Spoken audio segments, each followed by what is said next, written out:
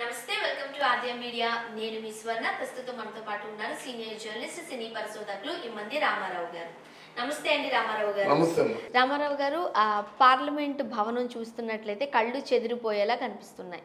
కాకపోతే ప్రతిపక్షాలన్నీ కూడా పార్లమెంట్ ప్రారంభోత్సవానికి రాము అని చెబుతున్నారంటూ వార్తలు వస్తున్నాయి. మరోపక్క రాష్ట్రపతికి ఆహ్వానం లేకుండానే ఈ కార్యక్రమాలన్నీ జరుగుతున్నాయంటూ కూడా ఒక అభిప్రాయం వ్యక్తమవుతుంది. కొంతమంది అంటున్నారు అసలు ఇటు రాష్ట్రాలలో గవర్నర్లకి వాల్యూ ఇవ్వడం లేదు.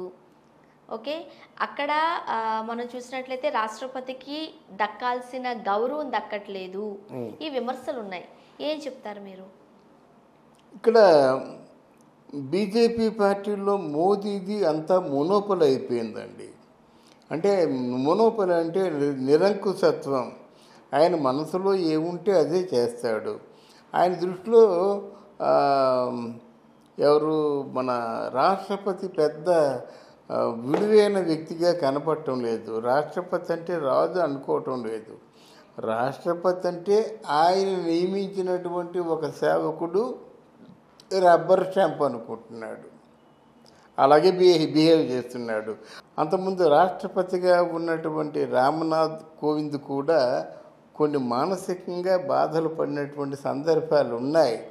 అయితే ఆయన కొంచెం రాజకీయ కోవిదుడు గనక తను బయటపడకుండా తన గౌరవాన్ని తను కాపాడుకున్నాడు. అఫ్కోర్సు ఈ ద్రౌపది ముర్ము కూడా అంతే చేస్తుంది. బయట వాళ్ళు, ప్రతిపక్షాల వాళ్ళు దాన్ని ఒక ఇష్యూగా చేసి మోడీ మీదేమో దుమ్మెత్తిపోతున్నారు. కానీ మోదీ ఎట్టి పరిస్థితుల్లో కూడా అసలు పట్టించుకోవట్లేదు. వచ్చేవాళ్ళు రండి, పోయేవాళ్ళు పొండి అంటున్నాడు అన్నమాట.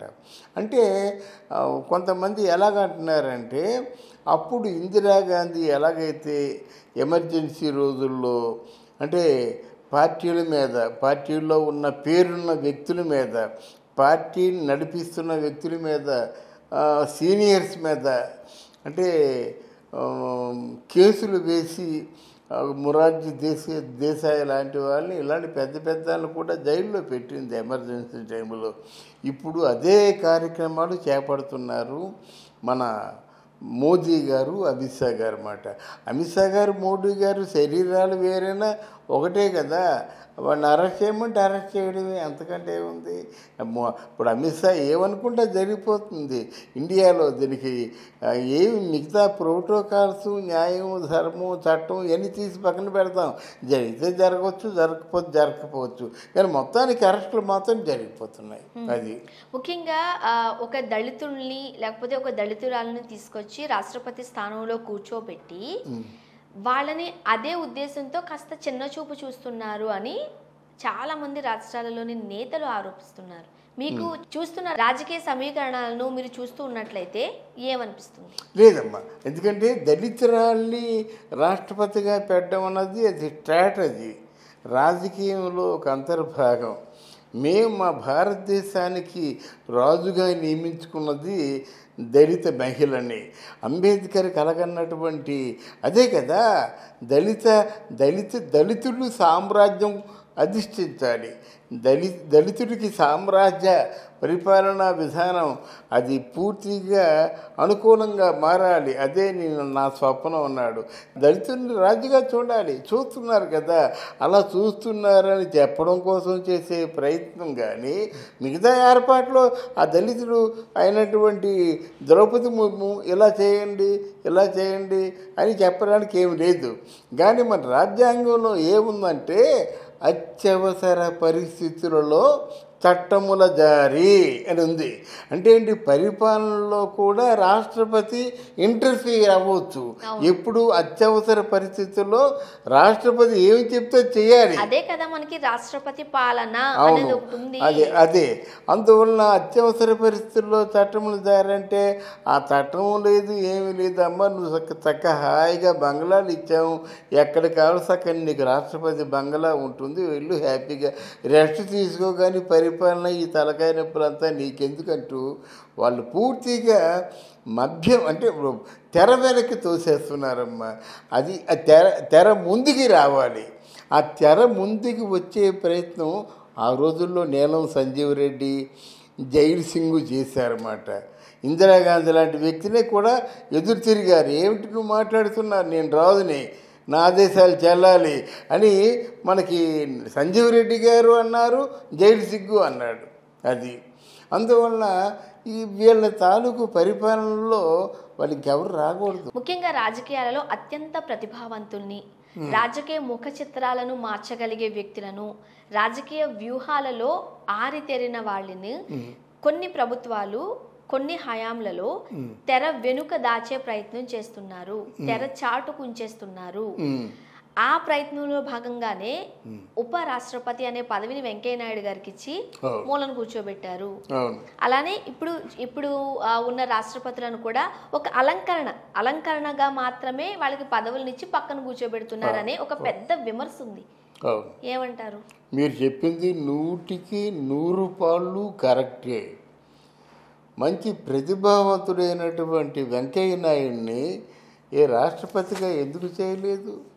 ఒకటి, ప్రతిభావంతుడిగా కొనసాగిన వెంకయ్య నాయుడు తర్వాత మళ్ళీ ఉపరాష్ట్రపతి పదవిలో ఎవరున్నారు? అసలు ఉనికే లేదే.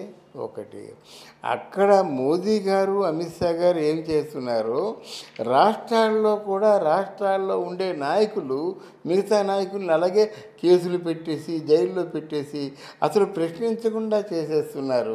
అసలు ఎవరికి వారు మేధావి వర్గాన్ని నాయకుల్ని ప్రశ్నించకుండా చేసేసి ఒక అరెస్టులు చేసినట్టయితే, శిక్షలు వేసినట్టయితే మరి ప్రజాక్షేమాన్ని కోరుకునే ప్రశ్నలు ఎలాగ వస్తాయి?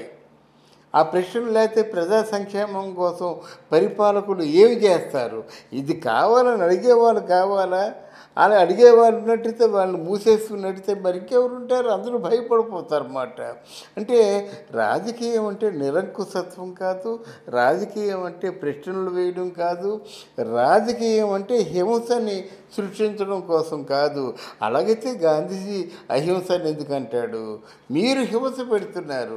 హింసతో ఏమి జరగదు, ప్రజలు రాటు చేరిపోతారు కానీ ఏం జరగదు. ఎక్కడైతే హింస అన్నది మొదలయ్యిందో ప్రజలు రాటు తీరిపోతారన్నమాట. ఓ దెబ్బ కొట్టానుకో, ఈ దెబ్బే కదా కొడతాం, అంతకంటే ఏం చేస్తాం అంటారన్నమాట. అలా కాకుండా ప్రజల్ని ప్రేమిస్తే ప్రజలు భయపడతారు. అని ఎంత బాగా చూస్తున్నారా నాయకులు. నువ్వు ప్రేమతో వాళ్ళని లొంగ తీసుకోవచ్చు కానీ ఇలాగా లేనిపోయిన టార్చర్లు పెట్టేసి ప్రజల్ని తన వైపు తిప్పుకోలేరమ్మా. ఏ నాయకుడైనా ప్రేమతో లొంగ తీసుకోవచ్చు.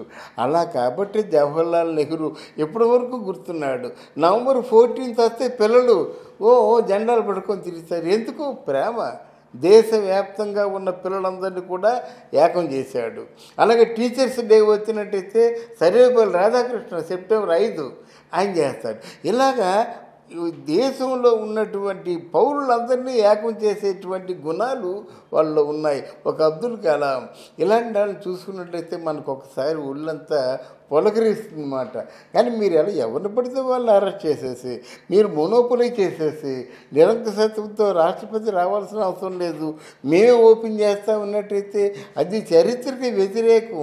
చరిత్రలో ఒక చీకటి మచ్చ ఉంటుంది కదా, చీకటి కోణం ఉంటుంది కదా. మోదీ గారి పరిపాలనలో ఇలా చేశాడు అంటారు. దానికి ఖచ్చితంగా రాబోయే కాలంలో నువ్వు మూల్యం చెల్లించుకోవాలి.